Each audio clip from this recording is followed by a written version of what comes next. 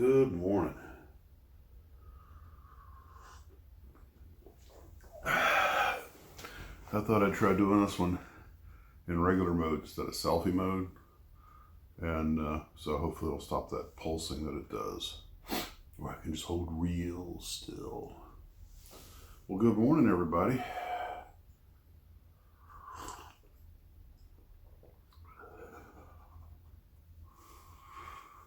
I can quit anytime I want, but who wants? Oh, lovely morning down here in Florida. I made the joke yesterday about the shed looking like the TARDIS, and somebody said it's a TARBUS, said time and Revell boxes in space.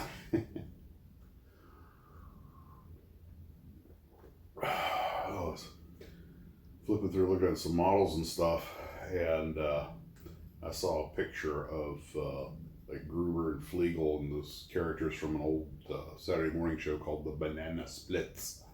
And I was thinking, is it my imagination, or did they ever make a model of those little six-wheel ATVs that they used to drive around in? Because when I was a kid, I mean, I didn't even watch that. I mean, I watched the show. I'd watch like the Monkees, and of course, I wanted the kid of the Monkeemobile, one model car kit I have never gotten that I wanted. And but then they would have the Banana Splits, and for those who don't know, just Google it. But Banana Splits, Flegel, probably, Gruber. Anyway, I didn't even know that I saw these little six-wheel ATVs. I was like, I don't know, 8 years old. I didn't know what they were. My brother explained, oh, they're all-terrain vehicles, and that's why they have 6 wheels. I just thought they were the coolest things with pockets. I wanted one so bad.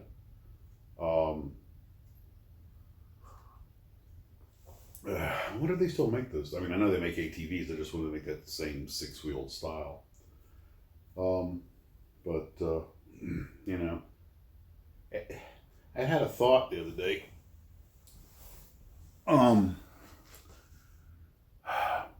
Normally, our routine was I'd get my allowance.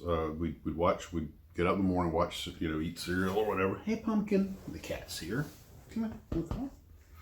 And we would get up, have our cereal, watch cartoons, get dressed, get on our bicycles, ride to our dad's store, get our allowance, then go down to the dime store, occasionally the Rexalls, but usually the dime store, find a model, pedal home, and build it, because that's what you did. And it kept us busy on the weekends. Of course, we didn't paint them in those days, and spent all our money on airplanes and models and glue. And my dad was a big aviation guy. When I was 10 years old, he started teaching me to fly in our Luscombe. And I'm probably, what do they call it, the Mandela effect, where you have a false memory but you think it's real. But a lot of times I come back to the store, because we go to the store and get the glue, because my dad owned a hardware store. He had tubes of tester glue, and he'd give us one. I'm not entirely sure he wasn't a little disappointed if I showed him a tank or something like that. He was always happier when I brought him an airplane. But then so was I.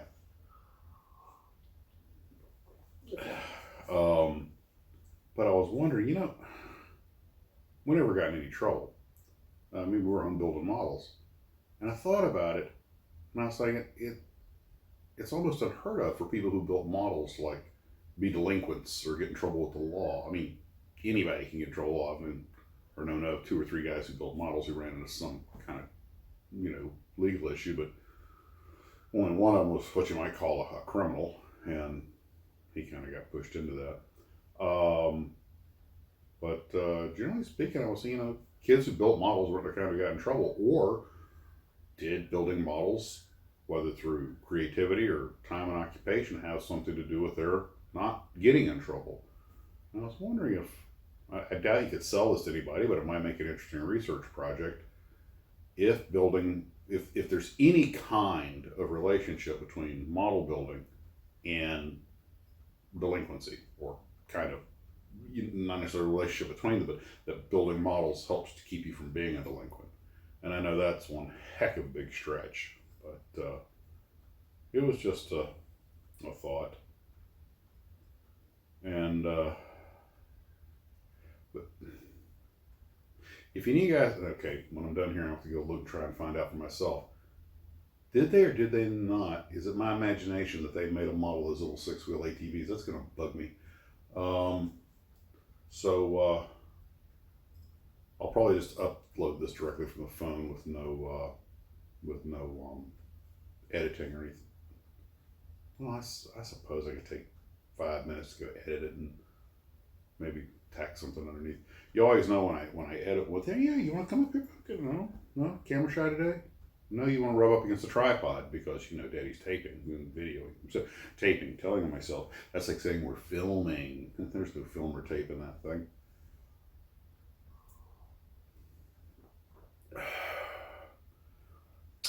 Man, I have to go over a Monkeemobile. I just thought that modified Bearish GTO they made was so cool. Man, they didn't quite Batmobile cool, but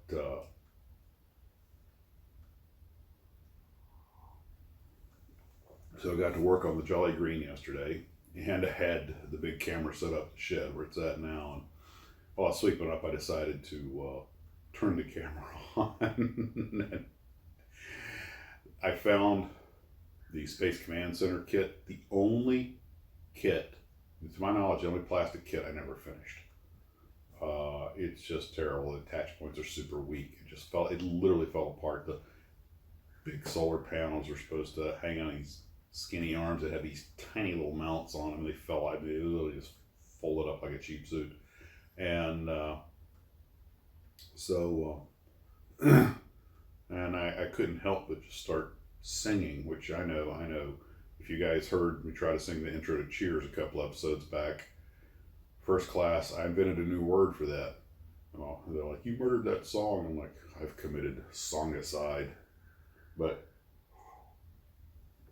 what's that song about dance like nobody's watching? Well, I started singing like nobody's watching when I played the video back later. I was like, oh, everybody get a laugh out of this. I thought, no way that's going on the interweb.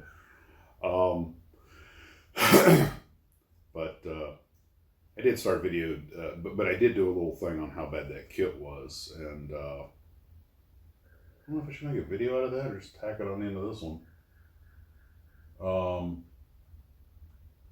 But anyway, I also got to work on the Jolly Green. Would you guys like to? Okay, I'll make you a deal. You guys tell me what the absolute worst kit you ever built was, and I'll put up something. Tell me if you want me to put up the thing of me singing or not. Oh God, it's really bad. I mean, I was making it up as I go, so I'd like run out of rhyme anyway. Oh, there you are. Well, good morning, pumpkin. Oh, you just went away your rump in my face and jumped off the chair. Okay. And then, so anyway, I got to work on the Jolly Green Giant, and that is really an intelligently laid out kit.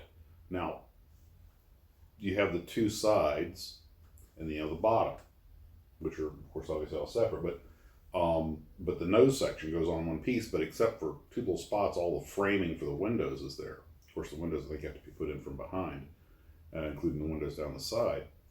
And I hate taping that stuff off. That's one of the things I have the most trouble getting right with these 10 thumbs and old eyes is the taping off of canopies and everything. So that's one reason I tend to just hand paint them and live with it. But I noticed that with the bottom gone, I glued the two sides together and was careful reading instructions to make sure there weren't any components that had to go in first. I didn't forget something. I put the two sides on and I was like, you know what, I can spray paint over the windows, pick my colors, and do a initial spray job over the thing, just tacking it, like taping it or tacking it in position, just so the window area and the glass area will be covered. And then when I put the glass in and build the model, I can just put a whole piece of tape over that whole area because it's already painted, right? You know, Got a plan, boy. Risky don't take a dump without a plan. Name that movie. You're all gonna get that one. So then when I started tinkering with it, I realized, wait a minute, I can go ahead and put the cockpit section on the front without having the crew and everything in there or the interior in there, because with that whole underside being one piece that goes up in there, I have plenty. I tested it. I can go ahead and just assemble, sand, prep, and prime, and then shoot the entire fuselage with none of the glass in place. And because that bottom, then I can, the cockpit and everything, still room to get the cockpit and all the, there's not that much of an interior in there. Then I can glue the bottom in, then just got to tape off and shoot the bottom. And that'll save me from taping off all that glass. So that's the plan. We'll see how that works out. And I have to use a little air gun on that one. I have a little Patriot with it. It's a Badger 105 spray gun. But my wife also got me one of the big ones, the big Awatas, that has the big can on top and the multi-finger trigger. And I use that to shoot a big 132nd scale model. It makes quick work out of like a primer coat, or if you're painting something one color. I mean, you can paint a small car with that thing. It just makes it so much easier. And I'm so happy to have two spray guns now, you know, one for each job. Of course, the Badger has about 3 different nozzles and needles. Of course, a little bit of production to switch them over, but it's worth it, because some of those things are almost like drawn up with a pencil. It's amazing what they do with airbrushes. Just make sure to keep it clean.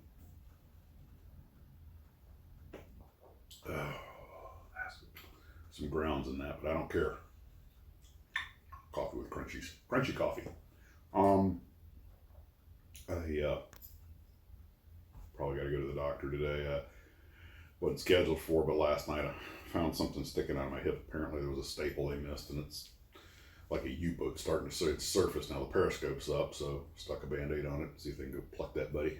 I was gonna get it out myself, but you know, they're like hooks. You go tugging on one end, you're gonna do a nasty to your skin. So that's about it for today, guys. Want to thank you for watching, and we'll see everybody later. Oh, she's letting herself out the door. Don't underestimate how smart your cat is. I mean, she's got you feeding her, housing her, and cleaning out her litter box. So exactly who owns who.